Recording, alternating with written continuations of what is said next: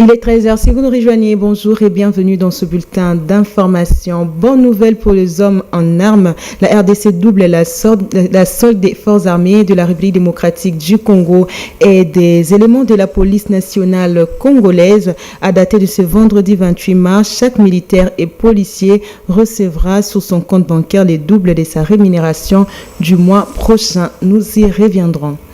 Et la campagne congolaise Téléma s'est préoccupée de l'avenir des dépendants, des militaires et des policiers. Une formation gratuite sera organisée sur tout l'ensemble du territoire national pour tous les dépendants. Les contours et tous les autres aspects de celle-ci ont été expliqués par les ministres de la formation professionnelle lors du briefing. Patrick Isobokuma Bongese. Ce briefing animé par le ministre de la Communication, Patrick Muyaya, était l'occasion indiquée pour démontrer combien le gouvernement central se préoccupe du sort des dépendants des militaires et policiers qui défendent la patrie. Une formation professionnelle gratuite pour eux, le ministre des tutelles, Marc Ekilali Kombo, l'a relevé dans ce briefing, aux côtés de son collègue de la Communication. Nous avons pensé dans le cadre du ministère de la Formation professionnelle intégrer l'aspect de la formation, des formations, des sessions de formation gratuites des femmes et des enfants, des militaires dans le cadre de vastes programmes de formation gratuite lancés par mon ministère. Et à ces sujets-là, nous avons déjà eu 2 vagues. La première vague, nous l'avons lancée déjà le 15 février. Nous avons lancé des sessions de formation gratuites dans le cadre du programme global du gouvernement. Nous avons lancé en faveur de 5 000 apprenants. Et dans ces quotas de 5 000 apprenants, nous avons eu à réserver 1 500 pour les dépendants des militaires, enfants et femmes, tout ça. Et aussi, nous avons lancé une autre campagne spécifique cette fois-là, dédiée essentiellement aux enfants ou aux dépendants des militaires, si vous voulez. Et cette fois-là, ça va concerner, ça sera 3 phases. Ça sera 5 phases plutôt, de 2000, 2000, 2000, 2000. Donc, dans une échéance assez brève, nous comptons atteindre 10 000 enfants des militaires qui seront bénéficiaires de formations gratuites, des sessions gratuites, de formation professionnelle. Et vous l'avez déjà dit d'ailleurs. Ceci a été bien pensé, d'autant plus qu'un cadre légal est envisagé, a fait savoir Marc Ekilali Kombo. Nous sommes un scandale géologique. Moi, j'aime plus dire un scandale minier. Mais combien d'hommes de métiers de mine connaissez-vous, Patrick, grand journaliste que vous êtes? Il n'y en a pas. Dans notre pays, nous produisons la matière première, mais nous ne produisons pas la main-d'œuvre qui va avec. Et même quand le chef de l'État dit premier engagement, 6 millions d'emplois. Mais la base, c'est la formation professionnelle. C'est anormal dans notre pays, nous avons des emplois réservés aux Congolais, alors des petits métiers, des métiers de chaudronnerie, de maçonnerie, de carrelage, mais que lorsque les Congolais vont se présenter dans ces sociétés multinationales, on leur dit que la compétence n'est pas là. Justement, il y a ce cadre-là qu'il faut défendre. Et le cadre qu'il faut défendre, essentiellement, c'est l'unicité des programmes. Aujourd'hui, chaque centre dont le programme selon son concepteur. La formation professionnelle pour les dépendants des militaires et policiers, l'avenir radieux de ces derniers est assuré. Au front, leurs parents n'auront plus aucune inquiétude.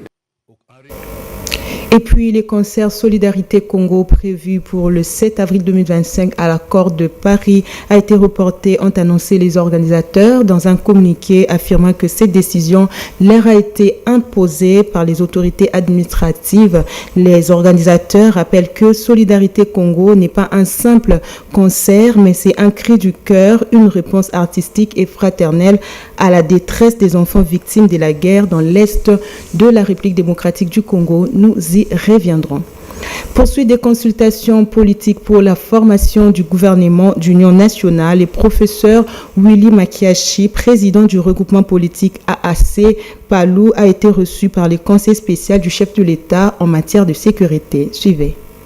Ayant reçu officiellement son invitation dans le cadre des consultations initiées par le chef de l'État en vue de la formation d'un nouveau gouvernement d'union nationale, le professeur Willy Makiashi, président du regroupement politique AAC Palou et secrétaire général chef du Palou, était reçu le mercredi 26 mars 2025 par le conseiller spécial du chef de l'État en matière de sécurité, Eberand Kolongele. À l'issue de leurs échanges, Willy Makiashi a expliqué les contours de ces consultations. Nous avons répondu aux questions du Conseil spécial par rapport à l'objet des consultations. Et quel est l'objet des consultations? C'est la mise en place du gouvernement, par exemple, d'Union nationale. Mais pourquoi le gouvernement d'Union nationale?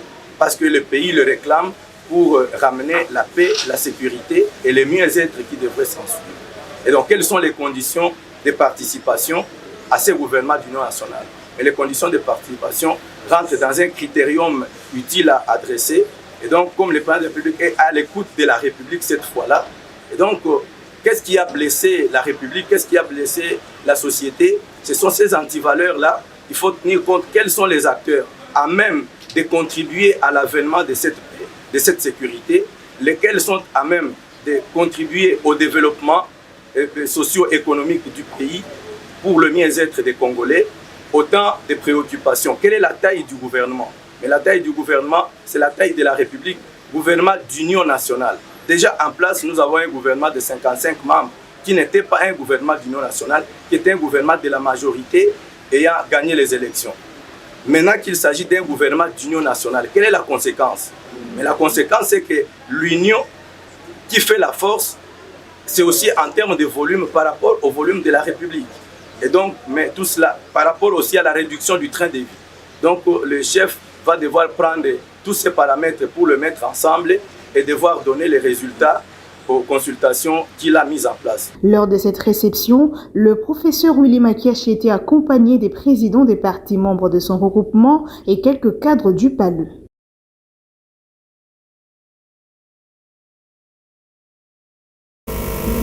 Réinventer l'hôpital avec la couverture santé universelle, c'est les thèmes abordés au cours du lancement du premier salon de l'hôpital à Kinshasa, un salon qui se veut une vitrine d'innovation et de réflexion sur les systèmes de santé de la République démocratique du Congo. Emeline Kambidio pour le reportage. Durant 2 jours, les experts en santé réfléchissent sur le système de santé de la RDC autour du thème « Réinventer l'hôpital avec la couverture santé universelle ». Le ministre de la Santé, lors de la cérémonie du lancement du premier salon de l'hôpital à Kinshasa, évoquait quelques défis majeurs du système de santé.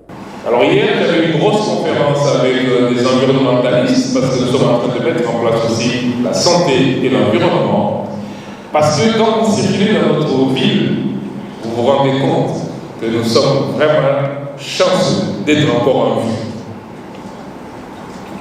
Parce que les pisodromes, qu'on appelle Soubéry, parce que les billetteries, parce que les canalisations d'eau qui n'existent pas, parce que le charbon qu'on utilise partout qui met de la fumée dans l'air, parce que les médicaments, les antibiotiques qu'on jette dans l'eau et qui finissent dans notre sol et dans nos légumes que nous pensons être bio. Le docteur Roger Kamba a saisi cette occasion pour épingler les enjeux on ne peut plus significatifs de la couverture santé universelle. Le coût des dépenses dans les secteurs de la santé est évalué à près de 1,9 milliard de dollars américains chaque année, somme insuffisante face aux enjeux de l'heure, a précisé le patron de la santé. Par ailleurs, la malnutrition reste l'un des principaux défis à relever. Nous dépensons 1,9 milliard chaque année. Donc ça veut dire que chaque année, nous pouvons construire un hôpital de reconnaissance complet, parce que là pour l'instant, on a construit sur une face, et chaque année, nous pouvons mettre un centre de santé dans chaque territoire. Je voudrais aussi vous dire que pour donner des médicaments essentiels de qualité, pas des ibuprofène qui tuent notre propre frère, parce que c'est de mauvaise qualité, et peut-être parce que s'il n'était pas indiqué pour lui. Mais en tout cas, pour donner les médicaments essentiels à chacun, chaque année, dans notre pays, c'est 745 millions de dollars. Notez que ce premier salon se veut un vestibule menant à l'amélioration du système hospitalier en République démocratique du Congo. Ça n'est complètement fini pour cette session d'information. Merci de nous avoir suivis et bonne suite des programmes sur la chaîne du Repos. Au revoir.